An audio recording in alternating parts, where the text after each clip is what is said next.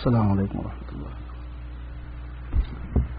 نحمده ونستعینه ونستغفره ونؤمن به ونتوکل علیہ ونعوذ باللہ من شرور انفسنا ومن سیئات اعمالنا من يهده الله فلا مضل له ومن يضلله فلا هادي له واشهد ان لا اله الا الله وحده لا شريك له واشهد ان سيدنا ونبينا ومولانا محمدا عبده ورسوله صلی اللہ تعالی علیہ وعلى آلہ واصحابہ وسلم تسلیما کثیرا کثیرا اما بعد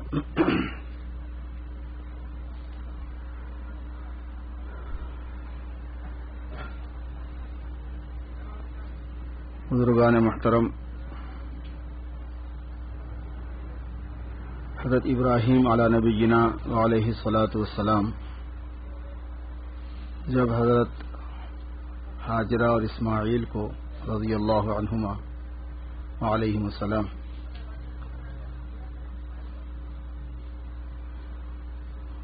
ایک وادی غیر ذی زرع میں چھوڑا تو انہوں نے اپنا ارادہ اور اپنا منشا اللہ تبارک و تعالیٰ کے سامنے بہت تفصیل سے عرض کیا۔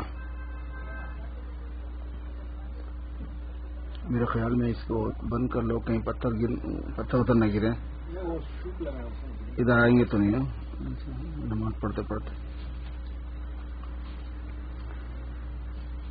یہ ذکر کیا حضرت ابراہیم علیہ السلام نے کہ پروردگار، میں نے وادی غیر ذی زرع میں اپنے اولاد کو جو چھوڑا ہے، انی اسکنت من ذریتی بواد غیر ذی زرع عند بیتک المحرم، آپ کے بیت محرم کے پاس، کیونکہ جبرائیل علیہ السلام کے ذریعے سے یہ بتا دیا گیا تھا کہ یہی ہے وہ بیت جس کی آپ کو تعمیر کرنی ہے۔ ابھی تعمیر ہوئی نہیں تھی، تعمیر ہونی تھی بعد میں، کیونکہ وہ اسماعیل کے بڑے ہونے کے بعد ہوئی ہے۔ اسماعیل علیہ السلام تو ابھی چھوٹے تھے، تو بیت محرم کے پاس میں چھوڑنے کا مطلب یہ ہے کہ ابراہیم کو یہ بتایا گیا تھا کہ یہاں یہ بیت ہے اور اس کی تعمیر ہونی ہے۔ تو یہ انہوں نے فرمایا کہ لیقیموا الصلاۃ، پروردگار میں یہ چاہتا ہوں کہ یہ لوگ نماز کو قائم کریں۔ اپنی اولاد کو انہوں نے ٹھکانہ رکھتے ہوئے چھوڑتے ہوئے یہ فرمایا کہ یہ میں چاہتا ہوں کہ یہ لوگ نماز کو قائم کرنے والے بنیں۔ جب وہ لوگ یہاں رہیں گے اور عبادت کریں گے تو ان کے مسائل ہوں گے، وہ کھائیں گے کہاں سے، وہ پئیں گے کہاں سے، ان کی ضرورتیں کہاں سے پوری ہوں گی۔ تو یہ فرمایا کہ فجعل افئدۃ من الناس تہوی الیہم، لوگوں کے دلوں کو آپ ان کی طرف متوجہ کر دیجیے۔ وارزقہم من الثمرات، اور ثمرات میں سے ان کو رزق عطا فرمائیے، پھلوں میں سے روزی عطا فرمائیے۔ مفسرین نے لکھا ہے کہ انہوں نے باغ اور کھیت، باغیچے، یہ چیزیں نہیں مانگی بلکہ ثمرات مانگ لیے کہ کھیتی باڑی کوئی کرے لیکن انہیں مل جایا کرے پھل، محنت چاہے انہیں کرنا نہ پڑے، نتیجہ انہیں مل جایا کرے۔ تو گویا محنت سے بھی بچا لیا دنیا کی اپنی اولاد کو، یہ دعا فرمائی۔ اس کے بعد میں انہوں نے یہ بات کہی، ربنا وبعث فیہم رسولا، اے پروردگار ان میں ایک رسول بھیجنا، ایک رسول مبعوث فرمانا جو آپ کی باتیں پڑھ کر سنانے والا ہو، آپ کی باتوں کا مطلب بتانے والا ہو، تفصیلات سے واقف کرانے والا ہو، اور آپ کی باتوں کی ٹریننگ دینے والا ہو، تزکیہ کرنے والا ہو۔ ایک شخصیت چاہیے ان میں۔ یہ ابراہیم علیہ السلام کی پلاننگ ہے، یہ منصوبہ ہے ابراہیم علی نبینا علیہ الصلوۃ والسلام کا۔ اس سے میرے دوستو ایک بات نکلتی ہے جو میں عرض کرنا چاہتا ہوں، وہ یہ ہے کہ اولاد کے لیے اور کسی بھی علاقے میں مسلمانوں کے جمانے کے لیے جو چیز چاہیے وہ اس طرح کی منصوبہ بندی چاہیے۔ سب سے پہلی بات تو یہ ہے کہ اللہ کی بندگی کرنے کے قابل بنانا ان کو، لیقیموا الصلاۃ، پروردگار و نماز کو قائم کرنے والے ہوں، بندگی کریں، چونکہ اللہ تبارک و تعالیٰ کی بندگی کے لیے ہم سب پیدا ہوئے، وما خلقت الجن والانس الا لیعبدون، اور بندگی میں اہم ترین بندگی نماز ہے ایمان کے بعد، اور دن میں 5 مرتبہ پیش آتی ہے، کوئی سال میں 1 مرتبہ، مہینے میں، ایسا نہیں ہے اس کا سسٹم روزانہ 1 مرتبہ بھی نہیں ہے، یہ ویکینڈ میں بھی نہیں ہے، ہفتے کو ہفتہ یا اتوار کو اتوار جیسے دوسروں کے پاس ہوتا ہے تھوڑا سا، ویسا نہیں ہے، روزانہ ہے اور دن میں 5 مرتبہ ہے۔ اس لیے نماز کو بندگی کا معیار بنا دیا جاتا ہے کہ اگر بندگی میں یہ ہے تو پھر دوسری سب چیزیں پاسبل ہیں، اور اگر یہ نہیں ہے تو پھر دوسری چیزوں کے بارے میں کوئی یقین نہیں کہ اس سے نہیں کہا جا سکتا کہ یہ ہو سکتا ہے۔ حضرت عمر رضی اللہ تعالیٰ عنہ نے مختلف گورنروں کو جو مکتوبات روانہ فرمائے تھے اس میں انہوں نے یہ بات لکھی تھی کہ میں تم کو نماز کی وصیت کرتا ہوں، نصیحت کرتا ہوں، اور یہ بات میں بتاتا ہوں تم کو کہ جو نماز کو قائم کرے گا وہ دوسری چیزوں کو قائم کر سکتا ہے، اور جو نماز کو ضائع کرنے والا ہوگا وہ دین کے دوسرے حصے کو بدرجہ اولا ضائع کرنے والا ہوگا۔ جو نماز کو ضائع کرنے والا ہوگا وہ دین کے دوسرے حصے کو بدرجہ اولا ضائع کرنے والا ہوگا۔ تو نماز جو ہے یہ گویا معیار ہے بندگی کا، اس لیے ابراہیم علیہ نبی علیہ الصلوۃ والسلام نے اللہ تبارک و تعالیٰ سے ایک تو یہ درخواست کی کہ میری اولاد کو آپ نمازی بنائیے، اور نمازی بنانے کے لیے میں نے آپ کے گھر کے پاس ان کو چھوڑا ہے۔ دعا اللہ تعالیٰ سے کر رہے ہیں، اور جو دعا بندہ کرتا ہے نا اس کے موافق تدبیر ہو۔ اگر آپ کے گھر مسجد سے دور ہے اور آپ بولیں کہ میرے بچے نمازی ہوں، کیسا ہوں گے؟ آپ کا گھر اگر مسجد سے دور ہے اور آپ یہ چاہ رہے ہیں کہ میرے بچے مسجد میں نماز پڑھنے والے بنے، تو آپ ایک چیز کی دعا کر رہے ہیں، تدبیر نہیں کر رہے ہیں اس کی۔ گھر ہمیشہ مسجد کے قریب ہونا، اور اس سے یہ بات سمجھ لینا کہ جیسے ہی 4 پیسے بن جائیں سبب میں بھاگنے کے چکر میں نہیں جانا، الا یہ کہ سبب میں جہاں آپ جا رہے ہیں وہاں مسجد کے پاس جائیں، ٹھیک ہے۔ اور اس میں ایک دوسری چیز اور دیکھنے کی ہوتی، وہ یہ کہ وہ مسجد صحیح ہو، مسجد صحیح مسلک والوں کی ہو، صحیح طریقے پہ نماز اس میں ہوتی ہو، صحیح کام اس میں انجام دیے جاتے ہوں سنت کے مطابق، علماء کرام کی روشنی، علم کی روشنی میں وہ کام ہوتا ہو، اس مسجد کا انتخاب ہونا چاہیے۔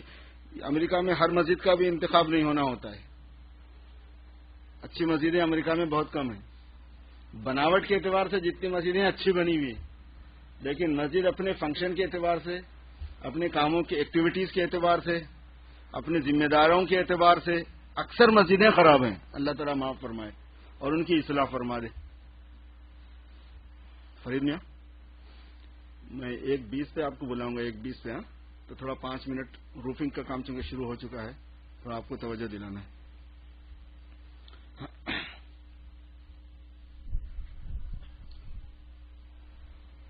مسجد کے پاس رہنا،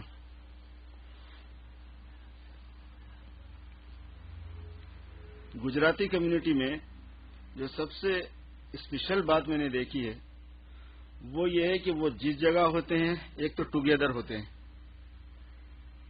منتشر نہیں رہتے۔ آپ انگلینڈ چلے جائیں، آپ ساؤتھ افریقہ چلے جائیں، آپ کہیں چلے جائیں جہاں گجراتی کمیونٹی زیادہ، خود گجرات میں چلے جائیں۔ دوسری بات یہ ہے کہ وہ سب سے پہلے مسجد بنا لیتے ہیں اپنے گھر کے قریب میں، کہیں آپ جائیں ان کو پہلے مسجد کی فکر ہوتی ہے کہ بھئی یہاں مسجد بن جائے۔ پوری امت کو کیوں نہیں بھائی ایسی فکر؟ ساری امت کو اسی طرح کا انداز ہونا چاہیے، مسلمان کو یہ انداز ہونا ہے۔ اصل میں یہ کسی خاص کمیونٹی کی خصوصیت نہیں ہوتی ہے، یہ تو امت مسلمہ کا فرض ہے، کیونکہ ابراہیم علیہ السلام کا ڈھنگ ہے یہ۔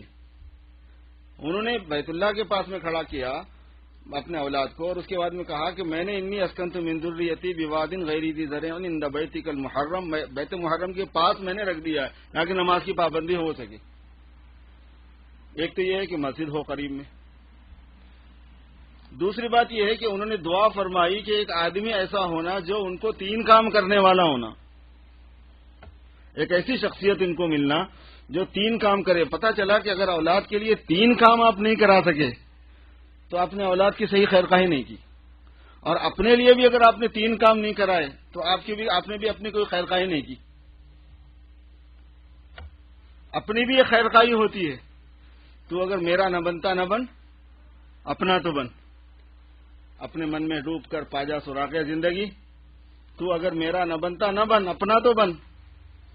ہر آدمی اپنے طور پر کامیاب جب ہوتا ہے، اس کو سیاست شخصی کہتے ہیں۔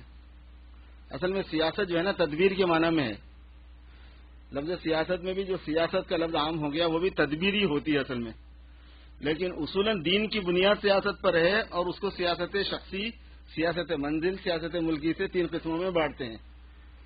سیاست کا مطلب یہ ہوتا ہے کہ دنیا اور آخرت دونوں میں ایک آدمی کے نفع کی جو چیزیں ہیں وہ جان کے اس پر پیروکار عمل پیرا ہو جانا، اور نقصان کی جو چیزیں ہیں وہ جان کے ان سے بچا لینا اپنے آپ کو.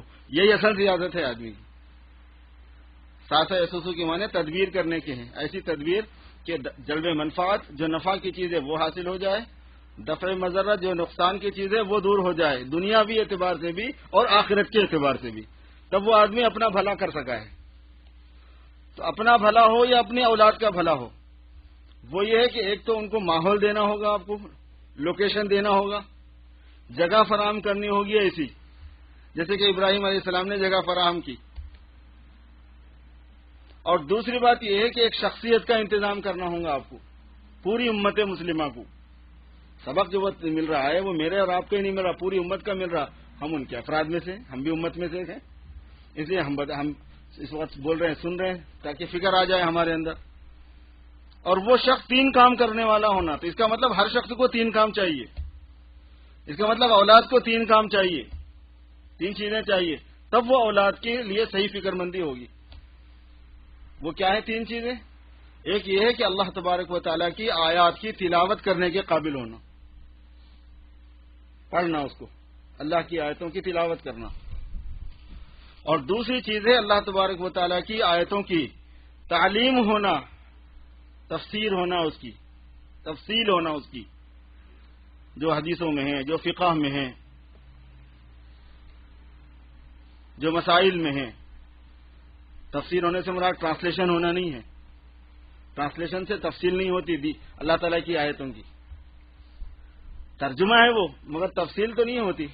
جس کو عربی آتی اس کو بھی تفصیل چاہیے، جس نے ٹرانسلیشن پڑھا وہ تو عربی کا ہی ترجمہ پڑھ رہا نا. وہ سمجھنے کی ہے بات تھوڑی سی. یہاں صحابہ کرام کو عربی پوری سمجھ میں آتی تھی، جو قرآن پاک نازل ہو رہا تھا وہ پورا ان کو سمجھ میں آ رہا تھا. حضور صلی اللہ علیہ وسلم کے بارے میں فرمایا گیا کہ یہ قرآن پاک پڑھ کے سناؤ، پھر ان کو تعلیم دو اور ان کو حکمت سکھاؤ. تو تعلیم دو اور حکمت سکھاؤ جو ہے وہ ان لوگوں کو تھا جو قرآن پاک سمجھ رہے تھے. تو اگر کوئی قرآن پاک کا ٹرانسلیشن پڑھتا ہے تو وہ پہلے اسٹیپ پہ ہے نا. ابھی تو وہ جو دوسرا مرحلہ ہے تعلیم کتاب اور تعلیم حکمت کا، وہ ٹرانسلیشن میں نہیں آتا، ٹرانسلیشن سے حل نہیں ہوتا وہ. تو تعلیم کتاب، قرآن پاک کی تفسیر، احادیث مبارکہ کی تفسیر، فقہ کی تفسیر اور تشریح جو قرآن اور حدیث میں پائے جاتے ہیں، وہ کرنے والا ویسی شخصیت کا انتظام ہونا. پلس ایک اور کام ہونا اس کے ساتھ، وہ یہ ہے کہ پھر اس کے مطابق آدمی کا تزکیہ ہونا. اور یہ بہت لمبا پروسیس ہوتا ہے، اچھی خاصی محنت ہے اس میں، زندگیاں لگ جاتی ہیں اس کے لیے. آدمی کو اپنے کاروبار کے ساتھ، اپنے بزنس کے ساتھ، اپنے بیوی بچوں کے ساتھ میں زندگی بھر اس فکر میں رہنا پڑتا ہے، کنٹینیو لگے رہنا پڑتا ہے مسلسل. تب کہیں جا کے آدمی کا تزکیہ تھوڑا بہت ہوتا ہے.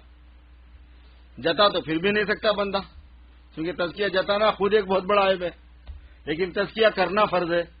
قد افلح من زکاها وقد خاب من دساها. تو تلاوت آیات، تعلیم کتاب اور حکمت اور تزکیہ یہ کرنے والا چاہیے. یہ ابراہیم علیہ الصلوۃ والسلام نے اللہ تبارک و تعالیٰ سے مانگا، اور پھر اللہ تبارک و تعالیٰ نے ابراہیم علیہ السلام کی دعا کے مطابق اس آیت مبارکہ کی تفسیر جناب رسول اللہ صلی اللہ علیہ وسلم سے فرمائی کہ اس دعا کی تعبیر آپ کو بنایا، اور آپ صلی اللہ علیہ وسلم کو مبعوث فرمایا بنو اسماعیل کے اندر. ابراہیم علیہ الصلوۃ والسلام کی اولاد میں جو بنو اسماعیل ہیں، حضور پاک صلی اللہ علیہ وسلم ان میں تشریف لائے. پھر آپ صلی اللہ علیہ وسلم نے پھر ایک نہج قائم فرما دیا قیامت تک کے واسطے. آیات مبارکہ سے جو مضمون مستفاد ہوتا ہے وہ یہ ہے کہ ایسی شخصیتوں کا ہر وقت فراہم کرنا امت کے ذمہ فرض ہے جو ان تینوں فرائض کو انجام دیں آپ صلی اللہ علیہ وسلم کی نیابت میں.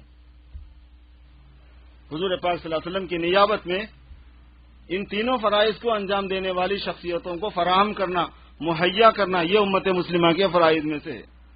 اور ہم سب جانتے ہیں کہ ان تینوں کاموں کو کرنے والی شخصیتیں وہ میرے دوستوں دینی اداروں سے فراہم ہوتی ہیں، دینی انسٹیٹیوٹ سے فراہم ہوتی ہیں. تو اس کا مطلب یہ ہوا کہ آپ کو دینی ادارے ایسے چاہیے.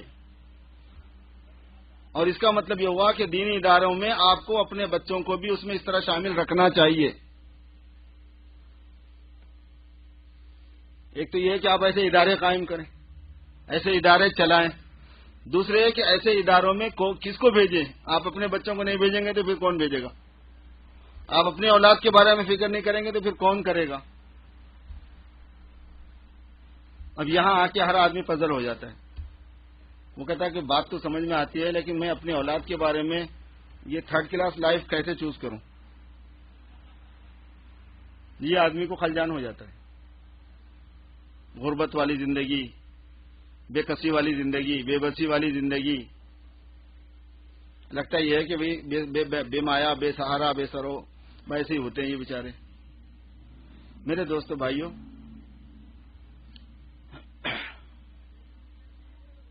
دونوں میں کوئی تلازم نہیں ہے. ضروری نہیں ہے کہ جس آدمی نے دین کا علم حاصل کیا یا جس کو آپ عالم حافظ بنائیں وہ غربت والی زندگی گزارے، ضروری نہیں. اور جس کو آپ یہ نہ بنائیں وہ غربت والی زندگی نہ گزارے، یہ بھی ضروری نہیں ہے.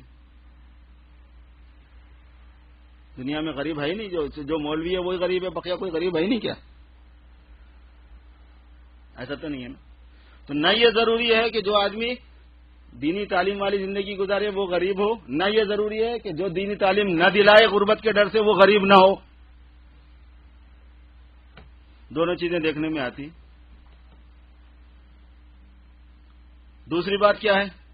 اگر ہم غربت اور امارت کو معیار بنا کے اپنی اولاد کو دینی تعلیم دلانے سے پیچھے ہٹ جائیں گے تو جن کے پاس دین کا فہم ہے وہ یہ کام نہیں کریں گے، تو جن کے پاس دین کا فہم نہیں ہے وہ کیسا کریں گے اس کام کو؟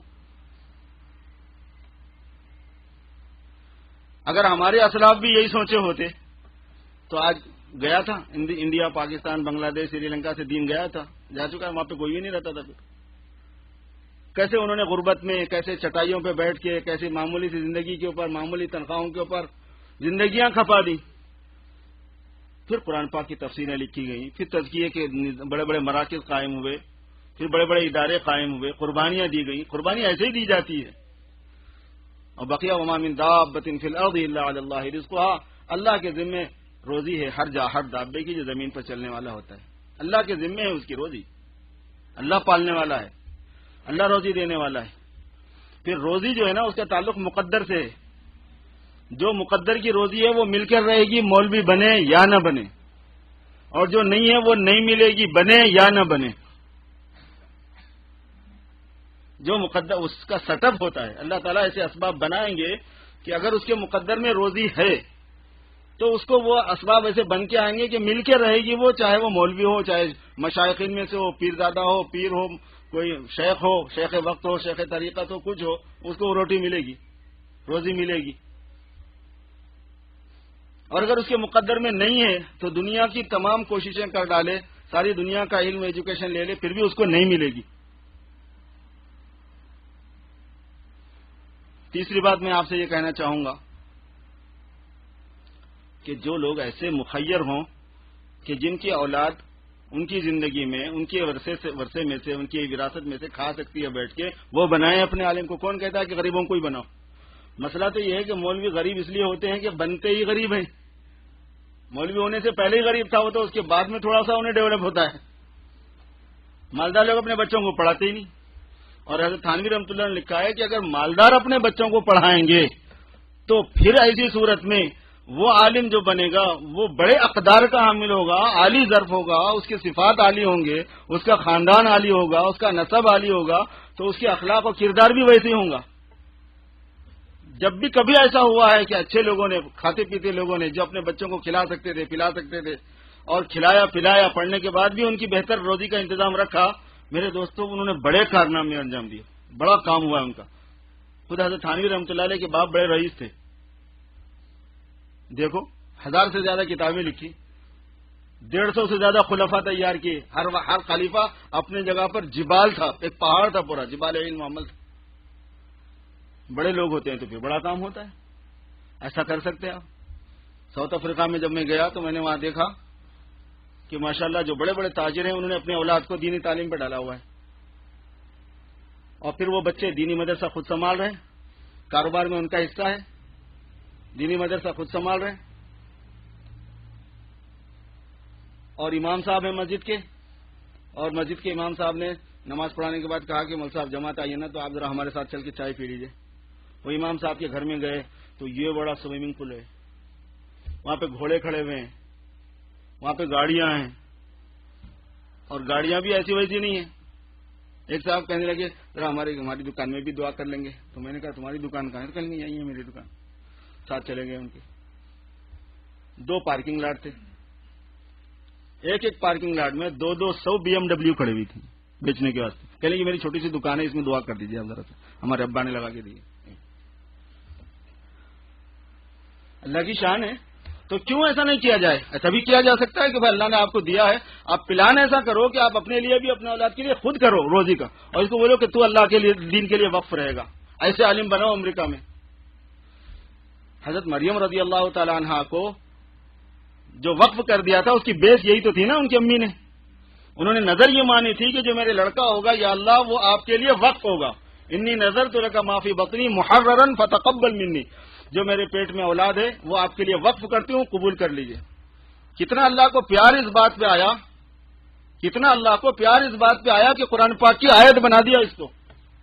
ان کے اخلاص کو کیسے قبول فرمایا، ان کی نیت کو کیسے قبول فرمایا، بیٹی ہونے کے باوجود قبول کر لیا۔ جب بیٹی ہوئی تو حضرت مریم کی اماں کہنے لگی کہ یا پروردگار، میں تو سمجھ رہی تھی کہ لڑکا ہوگا، یہ تو لڑکی ہو گئی۔